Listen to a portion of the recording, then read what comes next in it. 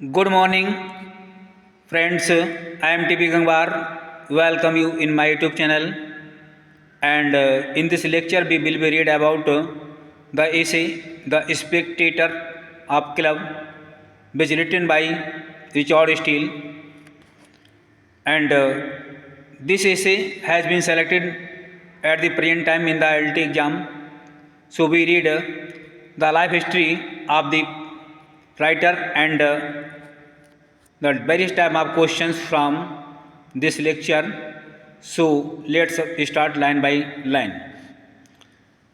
The first we read birth and place. Birth and place, जन्म और स्थान. जन्म और स्थान. तो यहाँ पर जो रिचर्ड स्टील हैं, इनका जो जन्म हुआ था मार्च 12, 1672 को, हालांकि 12 मार्च 1672 में इनका जन्म हुआ था डुबलिन आयरलैंड में. डेथ एंड प्लेस, मृत्यु और स्थान, सितंबर 1, 1729, 1 सितंबर 1729 को इनकी मृत्यु हुई थी. कार्मेथिन यूके के अंतर्गत. फादर रिचर्ड स्टील, इनके पिता जो थे वो रिचर्ड स्टील थे. मदर इलिनर सेमेंस थी. इलिनर सेमेंस इनकी मदर थी. सिस्टर कैथरीन, यानी सिस्टर का नाम कैथरीन है इनका. स्पाउसेस मैरी स्टील, यानी इनकी 3 मैरिज हुई थी. एक तो इनका नाम है मैरी स्टील, दूसरा मार्गारेट स्ट्रेक्स और मैरी सिरक्लॉप. इस तरह से 3 मैरिज इनकी हुई थी. नेक्स्ट, मेंबर ऑफ पार्लियामेंट, हालांकि मेंबर ऑफ पार्लियामेंट रह चुके थे स्टॉक ब्रिज के अंतर्गत. मेजर वर्क्स, इनके द्वारा कुछ मुख्य कार्य हैं जो उनके द्वारा लिखे गए हैं. कॉन्शियस लवर, पहला है कॉन्शियस लवर, दूसरा है क्रिश्चियन हेयर, यानी कि क्रिश्चियन हैरी के नाम से जाना जाता है. फनल कॉमेडी है ये. लाइंग लवर और टेंडर लवर, हस्बैंड टॉटलर, कहना टेंडर लवर, हस्बैंड टॉटलर, ये इनके द्वारा लिखित वर्क हैं.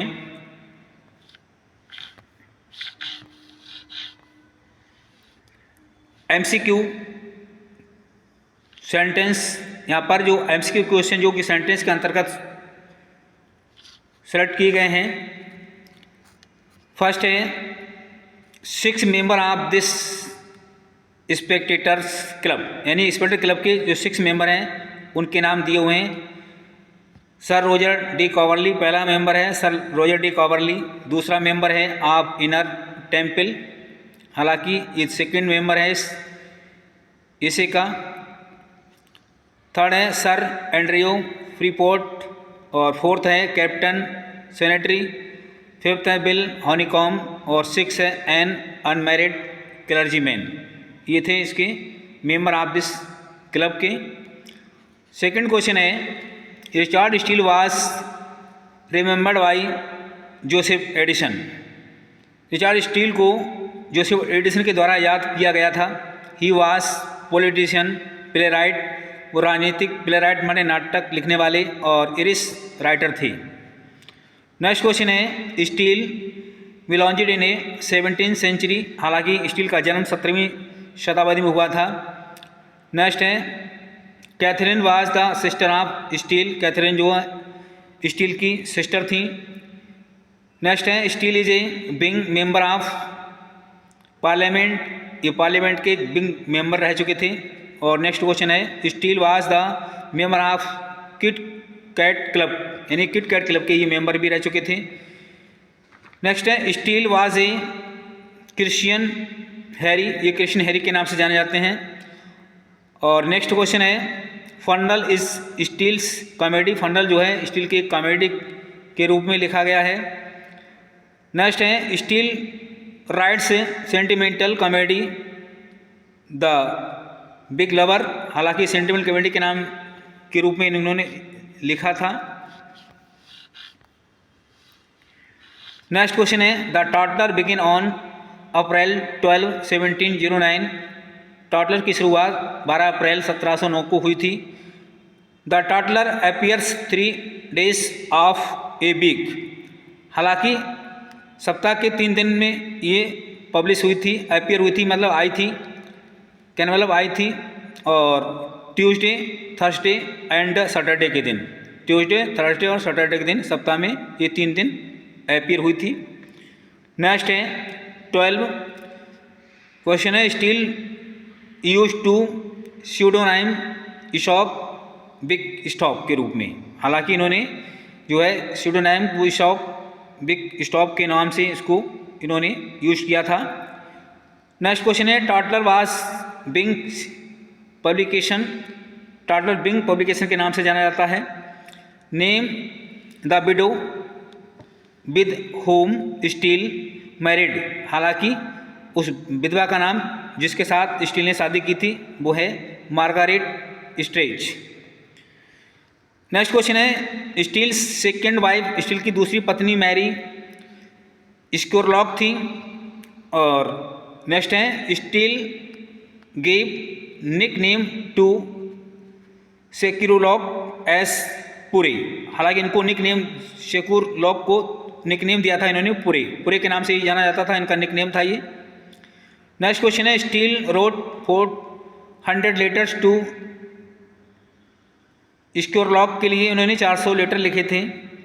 ड्यूरिंग कंट्रीशिप एंड मैरिज, कंट्रीशिप के दौरान और मैरिज के समय इन्होंने 400 लेटर्स लिखे थे स्क्योरलॉक के लिए।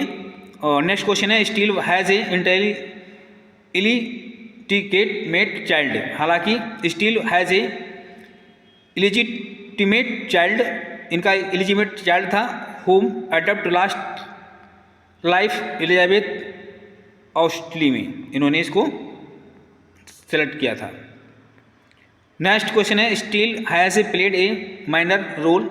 स्टील ने अपना बहुत ही छोटा रोल अदा किया था इन द नॉवेल, इस उपन्यास में, अपने उपन्यास में The History of Henry Esmond में। नेक्स्ट क्वेश्चन है, there are 6 member in Spectator of club, यानी स्पेक्टर क्लब में 6 मेंबर हैं। Steele was belonged in Ireland, Steele का जन्म आयरलैंड में हुआ था। स्टील्स यानी Spectator club was written by Steele, Spectator club जो है स्टील के द्वारा लिखा गया था। Aristotle was a famous Greek philosopher, और एरिस्टोटल जो थे एक प्रसिद्ध फिलोसफर माने दार्शनिक थे। नेक्स्ट क्वेश्चन है, लॉन्जिनस वाज ए ग्रेट फिलोसफर, लॉन्जिनियस जो थे ग्रेट फिलोसफर थे, एक महान दार्शनिक थे। सर रोजर डी कॉवर्ली बिलोंज्ड इन वॉरचेस्टर राइस्ट में कह रहे हैं, राइस्टचेस्टर राइस्ट में इनका जन्म हुआ था। और नेक्स्ट क्वेश्चन है, Sir Roger's grandfather invented country dance, यानी कंट्री डांस। कहने का मतलब है sir Roger grandfather, Sir Roger के दादा ने इन्वेंटेड माने खोज की थी कंट्री डांस की इन्होंने खोज की थी। नेक्स्ट क्वेश्चन है, sir Roger lived in Soho Square, हालांकि शो स्क्वायर में रहते थे सर रोजर। नेक्स्ट क्वेश्चन है, sir Roger supported to Rochester, ये रॉकचेस्टर के लिए सपोर्ट करते थे। नेक्स्ट क्वेश्चन है, sir Roger cricket to bully, इन्होंने बुली के लिए जो है क्रिकेट किया था डेवसन में। Upon is first meeting to town, जो कि टाउन में इनकी पहली मीटिंग के दौरान। नेक्स्ट क्वेश्चन है, sir Roger was 56 years old, Sir Roger थे 56 साल की उम्र के थे। सर रोजर, नेक्स्ट क्वेश्चन है, sir Roger was rather belonged then estimate, हालांकि ये एस्टीमेट से अधिक जुड़े हुए थे। नेक्स्ट क्वेश्चन है, who is the justice of the brown as Sir Roger, हालांकि सर रोजर एक वास्तव में एक जस्टिस न्याय के रूप में जाने जाते हैं। The member of inner temple का जो मेंबर था, सदस्य था, वास प्रोबिटी बिटी एंड वाइस, ये प्रोबिटी बिटी और वाइस थे ये।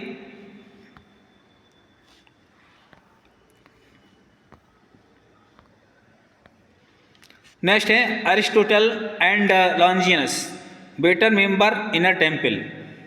एरिस्टोटल और लॉन्जिनियस जो कि इनर टेम्पल के एक अच्छे सदस्य थे, अधिक अच्छे सदस्य थे। The member of inner temple excellent critic, जो मेंबर थे वो वास्तव में इनर टेम्पल के अच्छे खासे एक क्रिटिक थे, आलोचक थे। The merchant of Spectator club sir एंड्रियो Freeport थे।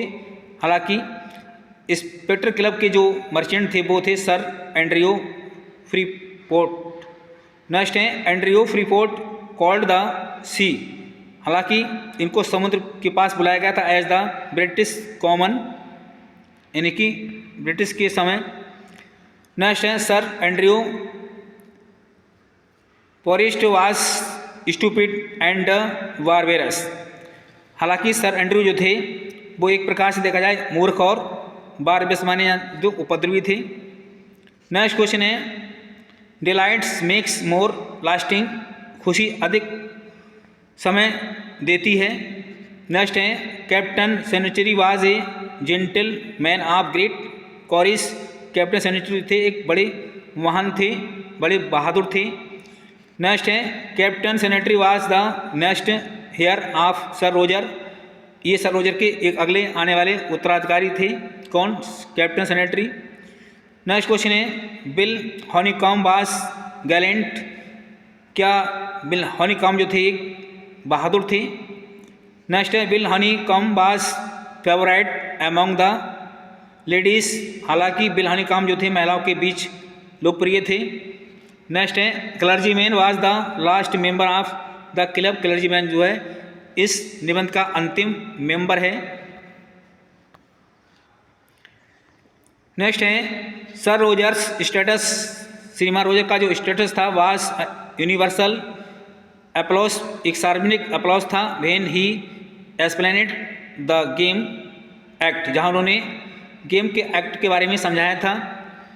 नेक्स्ट है clergyman was a general learner and philosopher attitude, जो क्लर्जीमैन था वो एक जनरल सामान्य तौर से एक फिलोसफर एटीट्यूड वाला था। नेक्स्ट है according Leigh Hunt Steele was open hearted, Leigh Hunt के अनुसार जो थे वो जो है स्टील जो थे एक ओपन हार्टेड वाले थे, यानी खुले दिल वाले थे। नेक्स्ट है the member of the club are in 2 series, यानी क्लब के जो मेंबर हैं वो 2 श्रृंखलाओं में हैं। The Roman satirical poet is motto, जो रोमन सैटिरिकल पोएट है वो मोटो है ऑफ द स्पेक्टेटर क्लब, जो कि स्पेक्टेटर क्लब का सदस्य है। Aristotle and Longinus are much better, Aristotle और लॉन्जिनस अधिक अच्छे हैं, स्ट्रॉन्ग बिटी अच्छे गुण वाले हैं ऑफ द क्लब के लिए। हनीकॉम स्माइल्ड, हनीकॉम मुस्कुराए when he spoke to him, जब उन्होंने उसे बताया। एंड लाफिड, इजली और आसानी से हंसे थे ऑन संपन्न माने किसी के ऊपर। तो डियर फ्रेंड्स ये लेक्चर आपका फिनिश हुआ। जय हिंद, जय भारत।